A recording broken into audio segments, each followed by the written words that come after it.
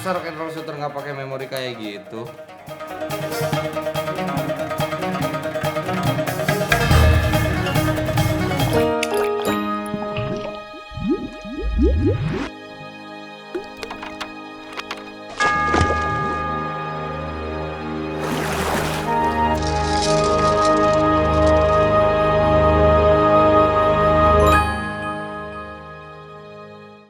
Halo Rock and Roll Shooters, di video ini saya akan membahas pentingnya mempelajari teknis tentang video codec.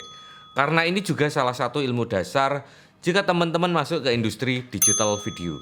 Akan saya jelaskan apa itu codec, kemudian jenis-jenisnya. Jangan sampai juga syuting kamu berhenti di tengah jalan gara-gara memakai memory card yang tidak sesuai dengan tipe codecnya.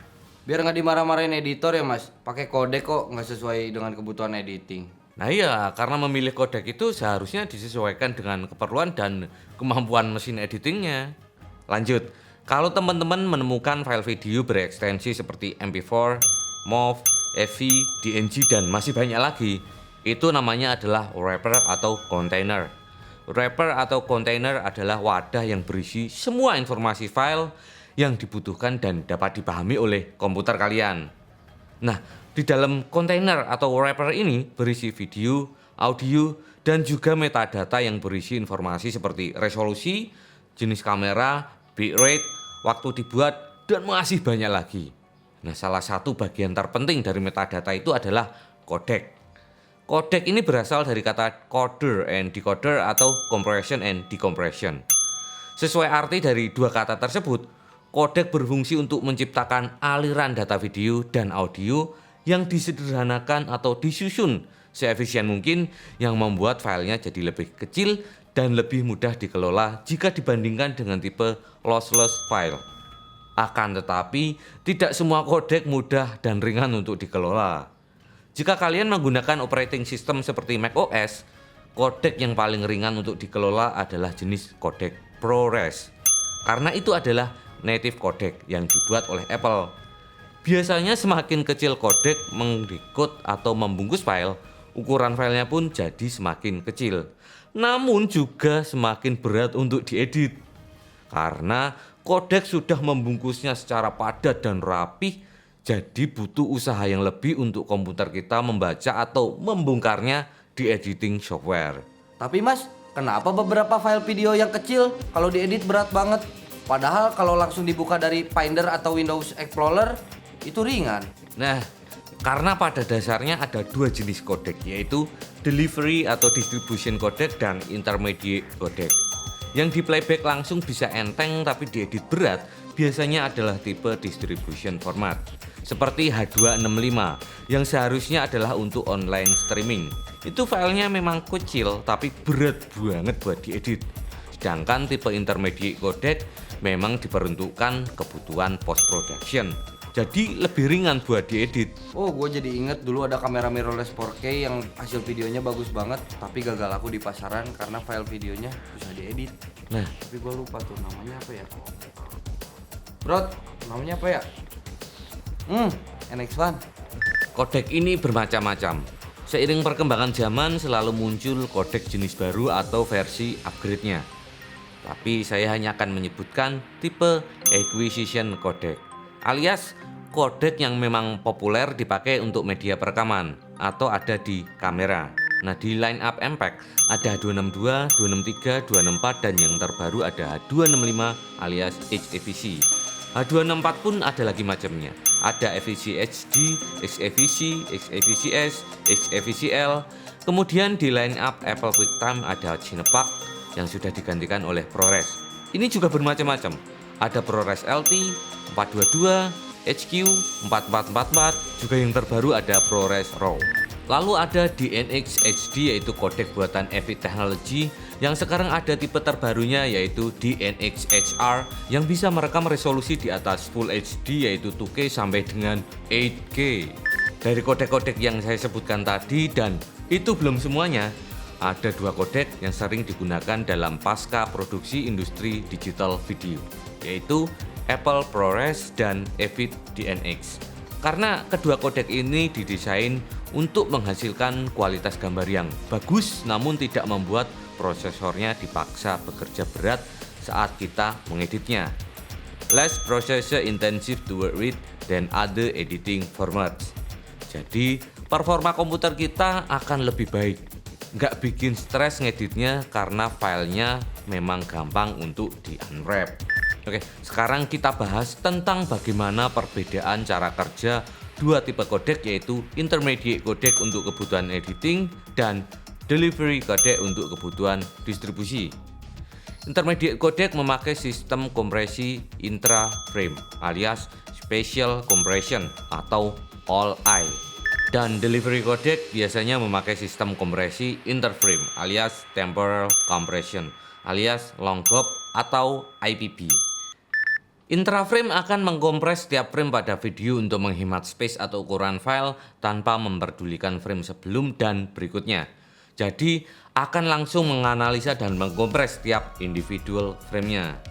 Sedangkan kompresi interframe berbeda.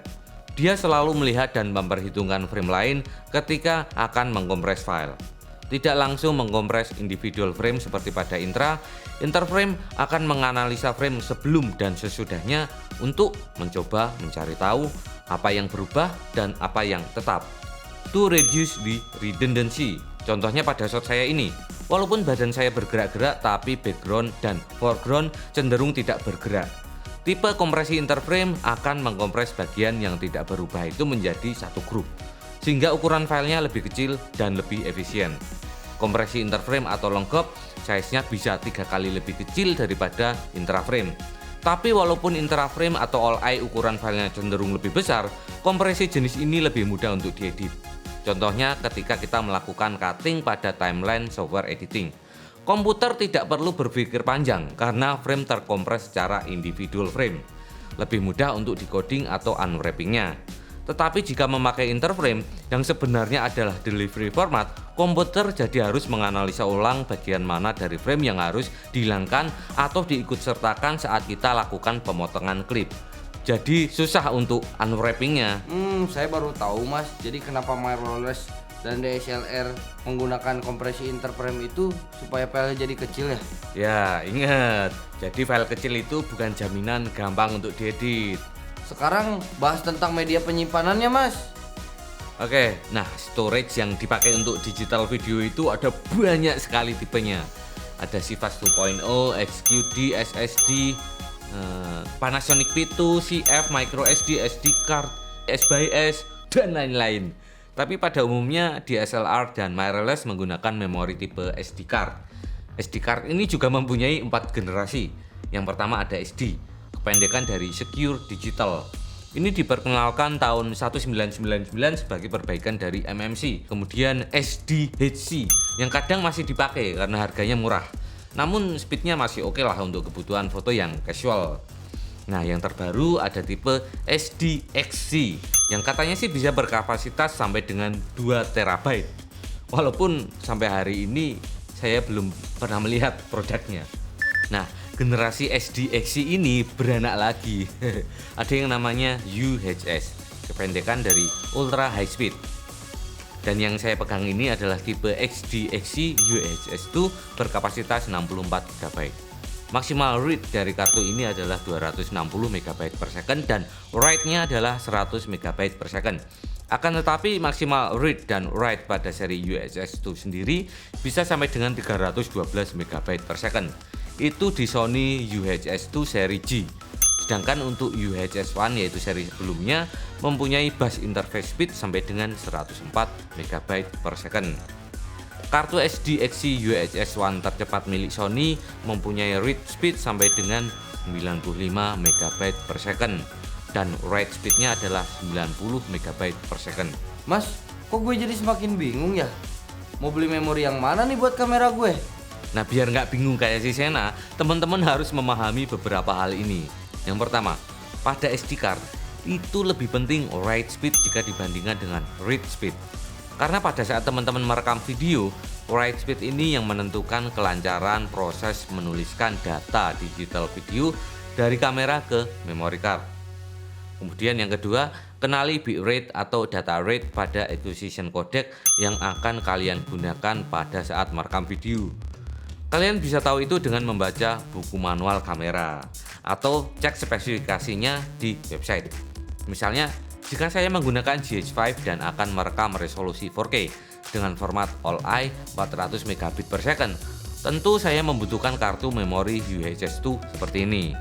Tapi jika saya hanya menggunakan Sony a7S II untuk merekam 4K yang bitrate-nya itu hanya 100 megabit per second, saya cukup menggunakan kartu memori SDXC UHS-1 saja. Dan yang ketiga, jangan sampai keliru antara megabit dengan megabyte. Simpelnya, kalau B-nya itu besar itu adalah byte, tapi kalau huruf B-nya kecil itu adalah bits. 8 bit sama dengan 1 byte. Jadi kalau kita record GH5 dengan 400 megabits per second itu sama dengan 50 megabyte per second. Wah, sama dengan permen Milkati ya. 3 buah permen Milkati setara dengan segelas susu. Mas, kalau gitu kita bisa record 400 megabit per secondnya GH5 pakai UHS-1 dong. Kan UHS-1 itu ada yang write speednya 90 megabyte gitu. Ya kagak bisa Bambang. Karena walaupun write speed UHS-1 ini bisa sampai dengan 90 megabyte per second, akan terjadi busy pada saat penulisan data video. Karena perekaman data video itu kan penulisan data ke kartu memorinya terjadi secara terus-menerus. Bisa sih pakai UHS-1 untuk merekam All-I 400 megabit per secondnya GH5, tapi pasti berhenti di beberapa detik kemudian.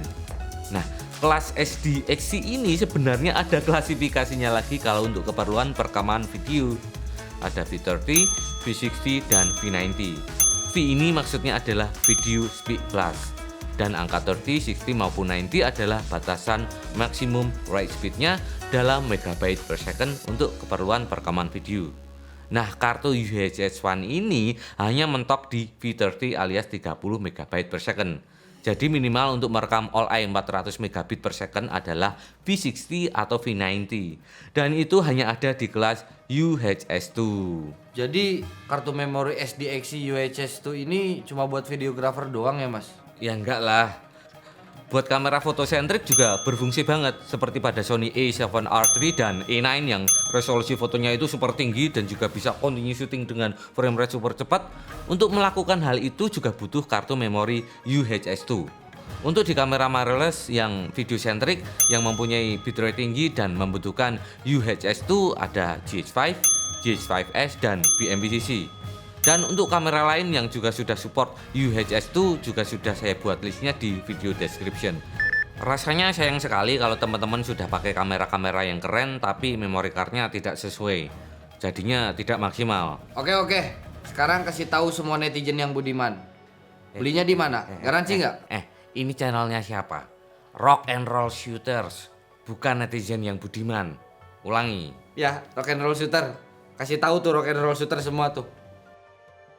Nah, belinya di toko langganan saya saja. Untuk link pembeliannya nanti tinggal klik di video description. Untuk garansinya 5 tahun.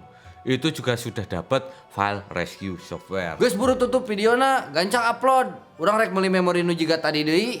Nu bieu mah bawa we lah jang maneh. Oke, Rock and Roll Shooters. Lila. Jangan cuk. Gaweane rong rampung wis ngilang cuk. Kamu pengen t-shirt rock and roll shooter seperti ini?